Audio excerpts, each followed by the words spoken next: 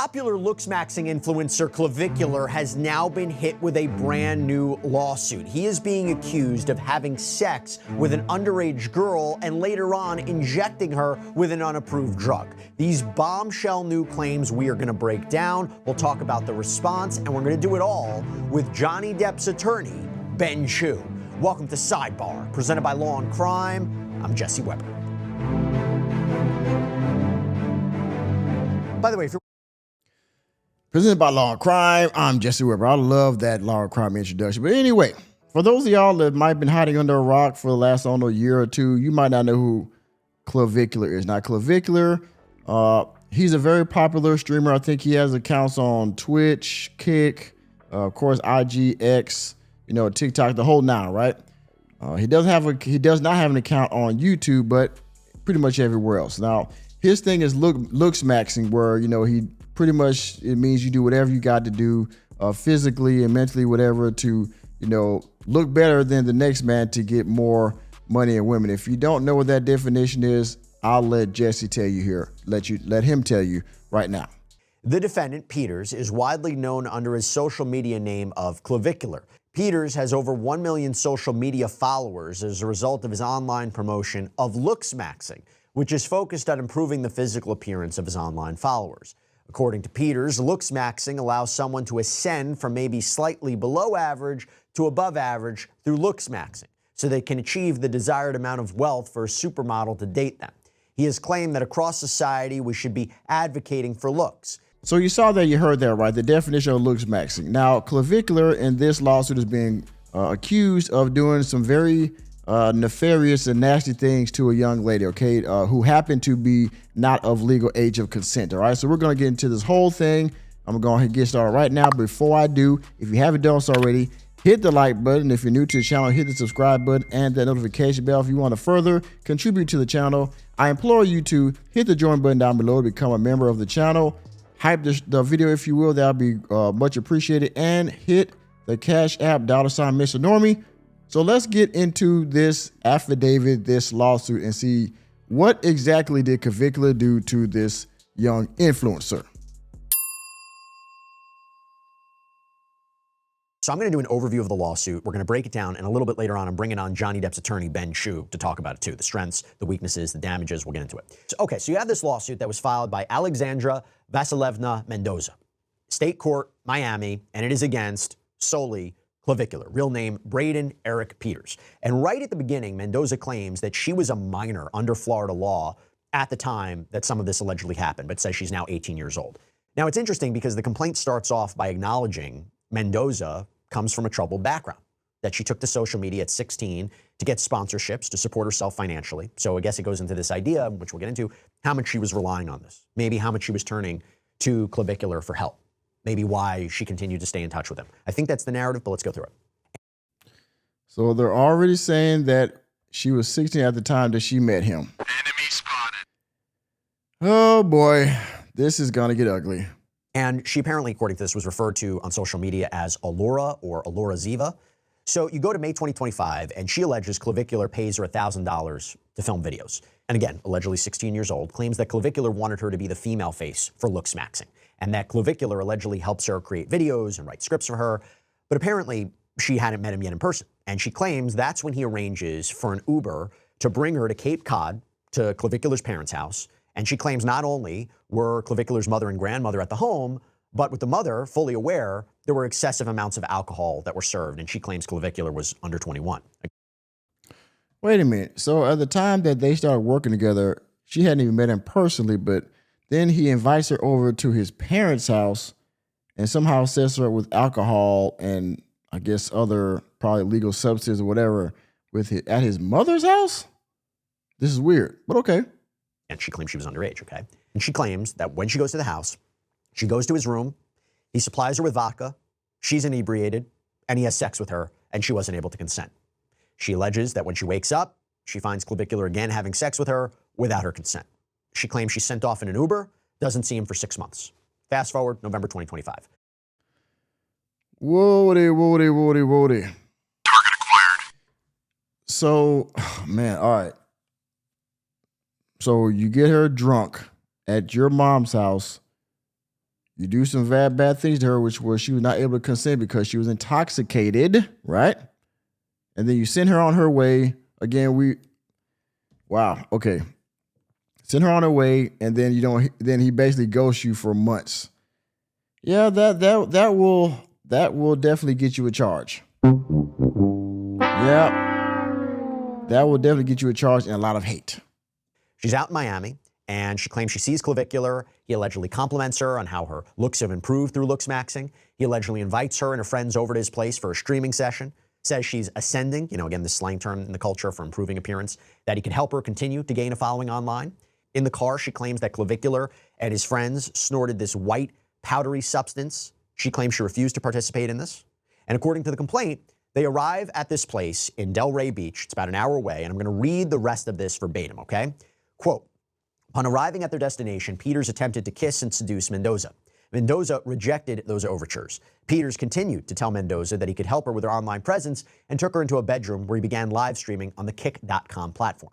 Sitting on the desk was a vial of medication called Aqualix, along with syringes. Peters told Mendoza that he wanted to inject her with this product to melt fat on her cheeks as part of his promise to help her with her online presence through Looksmaxxing. During this session, Peters stated or implied that he was acting with medical authority, including by referring to himself as a doctor or otherwise holding himself out as qualified to perform the injection. The FDA has warned that fat-dissolving injections are not FDA approved and can be harmful. Peters was not a physician. Peters was not licensed to practice medicine in Florida. Peters was not authorized to inject plaintiff with any drug, medication, chemical, or fat-dissolving substance.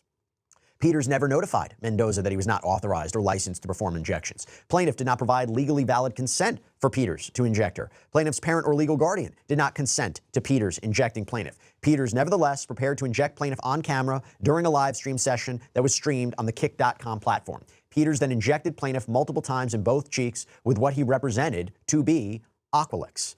Peters did not explain to plaintiff that Aqualix was not approved by the FDA for injectable fat-dissolving use or that fat-dissolving injections can be harmful. At the time of the injection, Mendoza was a minor under Florida law and could not receive any injections absent parental consent. At the time of the injection, Peters knew that Mendoza was a minor, as he commented online, "She's still a minor. I'm 19, you." Yo, man. Oh, you did all this allegedly on Kick Live? And I'm pretty sure if they have this lawsuit out, I'm pretty sure they have found the clip of you doing this live. Woo-wee. God. Oh, man. Jesus. Yeah, man. Clavicular. I know you a handsome brother, pause, but you might have to pay this young lady right here. If they have video evidence of you doing this, you in trouble. This entire episode was live streamed and remains available to be replayed on the Kick website and platform. Neither Peters nor Kick received Mendoza's permission to stream this session. The video shows that Peters had problems injecting Mendoza. In fact, Mendoza's right cheek has perforated. During the video, Peters stated or suggested that methamphetamine had been added to the injection mixture. After the first injection, plaintiff appeared drugged on camera. Plaintiff believes that she may have been injected with methamphetamine or another undisclosed substance.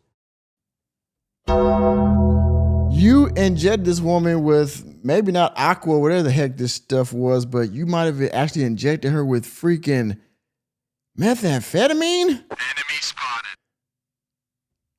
Again, if they have video evidence of this and they have any type of toxicology report or any type of hospital record or stay or anything like that, man, this is, ooh, boy, you in trouble. During this entire session, Peters, through the Kick platform, was receiving, processing, sharing, or financially benefiting from paid viewer engagement, including subscriptions, donations, tips, platform currency, or other monetized activity available through Kick's platform. Now, after this, she does claim that they did see each other other times, claims that he would pay bouncers to let her into bars, get drinks for her, and she claims that she thought all this time that he was trying to help her with her career. And she makes the claim also that these encounters were streamed on Kick. So even though she was violated, even though that she was injected as a minor and possibly maybe against her better judgment, she also continued to see him, which we have to take that into account as well, because she thought that, even though all this bad stuff was happening, that she could still get a benefit out of it, being her popularity and benefiting from his popularity and clout. Okay. Then she alleges that in 2026, Clavicular embarks on this campaign to discredit her, and she ultimately loses sponsorships and sponsorship opportunities. That she cites how she signed a contract paying her $15,000 a month with an online trading platform. So this goes to the harm component. And then says, quote, upon information and belief, Peters' campaign to discredit plaintiff was undertaken in anticipation of plaintiff asserting claims arising from the live-streamed injection and related misconduct. So she's suing Clavicular under 4 causes of action, 4 claims. And I want you to listen carefully because I'm going to talk about this with Ben Chu a little bit more about what is not included in this. So the first is battery, allegedly intentionally injecting her, causing physical and psychological injury. Count 2, intentional infliction of emotional distress. So the alleged injection, the claim is, was intentionally reckless and outrageous. You're talking about something that goes past the bounds of what is acceptable, really egregious conduct. And she claims it caused her severe emotional distress, trauma, humiliation, nightmares, panic, fear, mental anguish. Count 3, fraud. So this is about Clavicular allegedly not telling her he wasn't a licensed healthcare provider and didn't have the authority to inject her before allegedly doing so. Now I got to say, she had to know that he wasn't licensed. He's doing all the stuff to himself, which he has the right to do the stuff to himself, but doing to other people, she had to know that he wasn't licensed to do any of this stuff. I mean, he's a freaking meathead, for God's sakes. I mean, he just wants to look good and get money and you know, sleep with women, nothing more. And of course, popularity, which he's feeding off all 3 of these things. He is, I mean, the only thing he's licensed to do is, you know, be a jerk. And you followed that with the allegation that he didn't tell her that she needed to have parental consent. Allegedly didn't tell her that this drug, Aqualax, was not FDA approved. She argues if she knew all this, she wouldn't have agreed to it. Count 4, this is interesting, unauthorized publication of name and likeness. This is under Florida law. The argument here is that Clavicular allegedly uses her name, her image, or likeness in connection with this live stream, this replay content, that he's making money off of it for profit. She didn't consent, and she's entitled to penalties and damages under Florida law, like royalties and exemplary damages. By the way, also for the other count, she's apparently seeking compensatory damages, you know, restore her to whole, and that she reserves her right for punitive damages, punishment damages, which, by the way, can add up. Now, Mendoza's attorney released a statement saying, quote, our client will tell her story through the legal process. In the meantime, we do look forward to hearing from Mr. Peters and his lawyers. While speaking of that, Clavicular's attorney, Steve Kramer, adamantly denies the claims, releasing a statement. We are aware of the complaint recently filed against Mr. Peters. This is to Rolling Stone. These are allegations only and remain unproven. Mr. Peters denies the claims and disputes the characterization of events. He will respond through the appropriate legal channels and intends to vigorously defend himself. We will not comment further at this time. Okay, so now is the time where I bring in...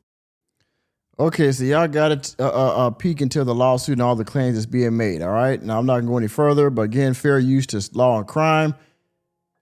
If this is all true and it's been recorded and documented and her legal team has copies of these this media, hey, man, Clavicular, you're going to have to pay up, bro, okay? That's all I got to say about that. Personally, I think if he did this stuff, you deserve to pay not only in civil court, but the criminal court might want to look into you as well. All right. And that's just my opinion. And with that being said, y'all let me know down in the comment section what y'all think about this. Do you think that he deserves to go to jail? Do you think that maybe she's not telling the full story, the full truth about this situation? Y'all let me know down in the comment section. And please, as always, hit the like button, hit the subscribe button, and the notification bell. We out of the door. And Clavicular, if you're watching this, reality checks are free. See you next time.